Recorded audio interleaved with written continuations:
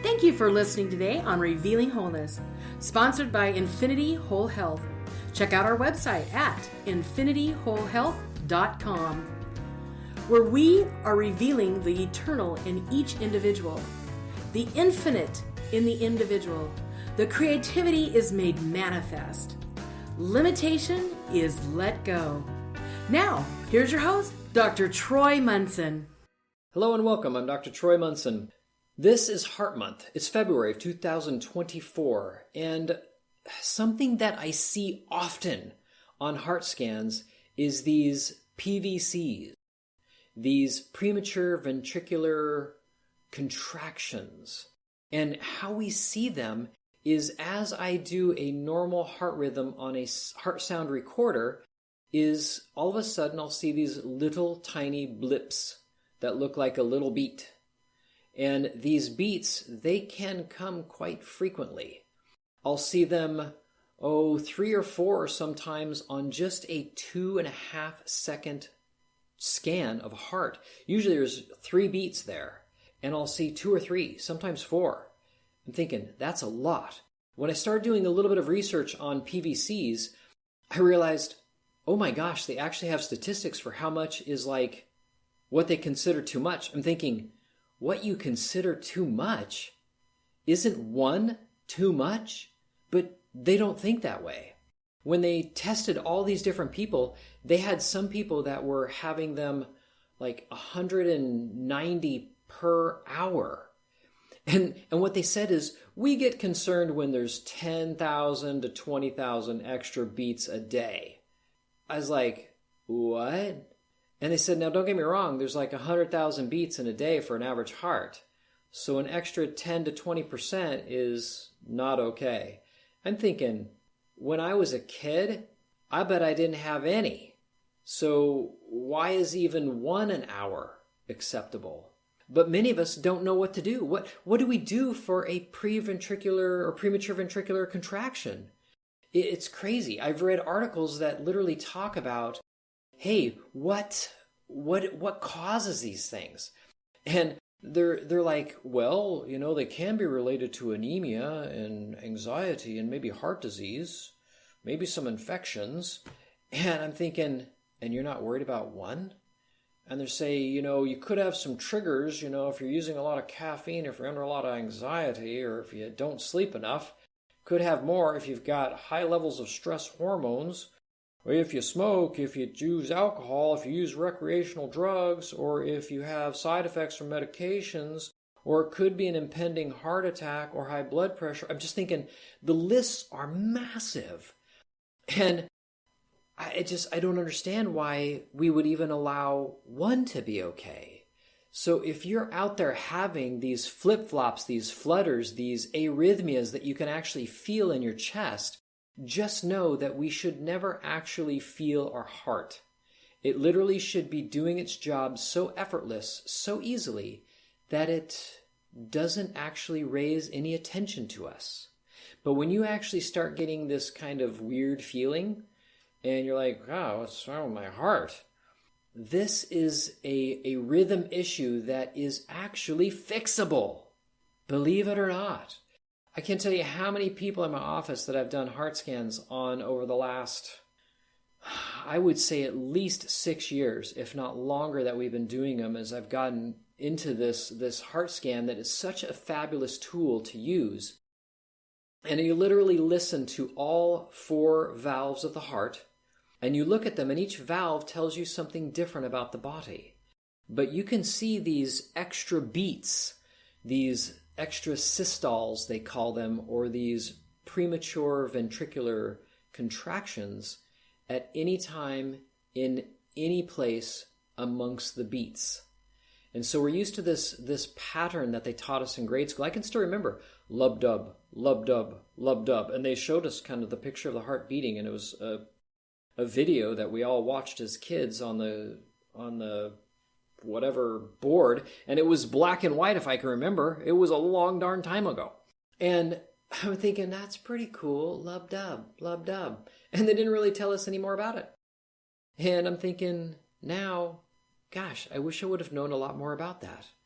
So as we look at a heart scan and we see this massive first sound, which is the two bigger chambers of the heart pumping, and then followed by the small ones pumping, and what you're watching when you see this blip on the heart scan is you're watching the valves come back together and slap closed.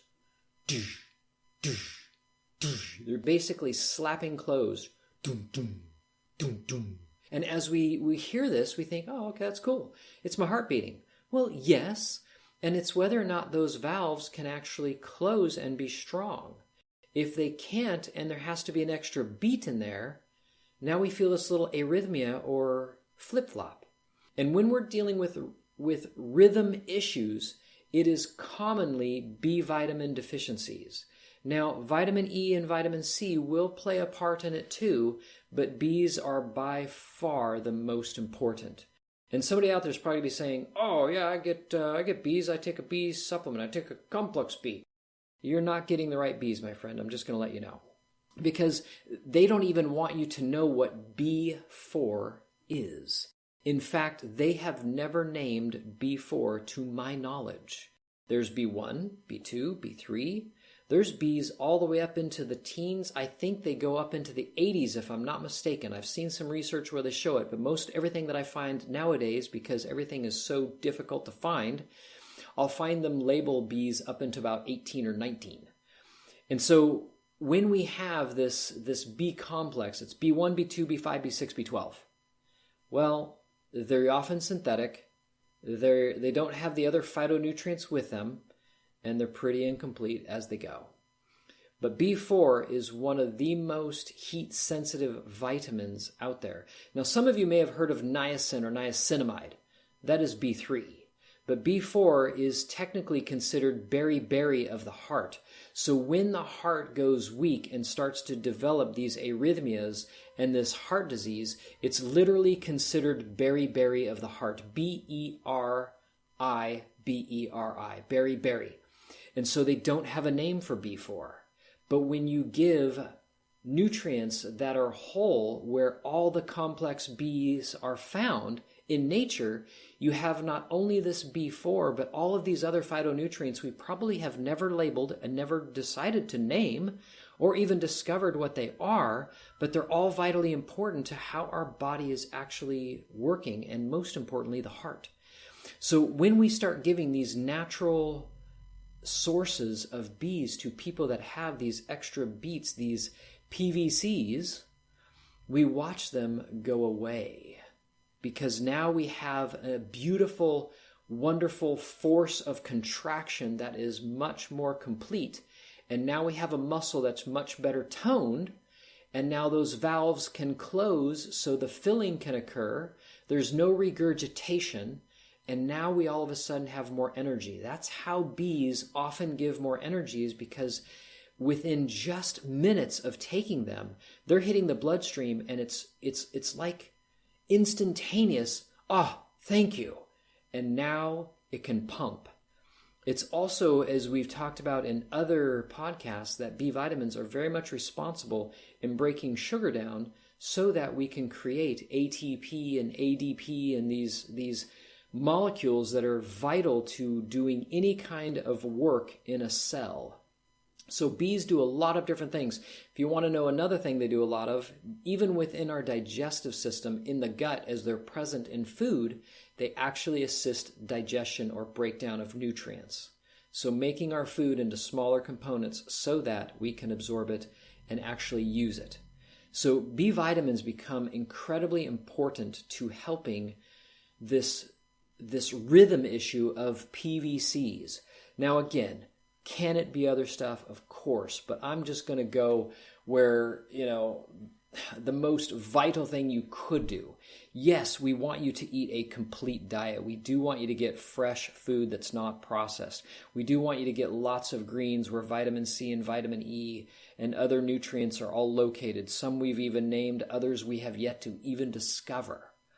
So there's so much stuff out there, and the more natural, the more healthy your diet is, the more raw it is, the more like it was when it was alive, the better. Always the better. So this is kind of my take on PVCs. I hope it was helpful. If you have questions, concerns, shoot me a line. I would love to hear from you. Until next time, I'm Dr. Troy, and remember, there is way more right with you than there is wrong with you. Thanks for listening.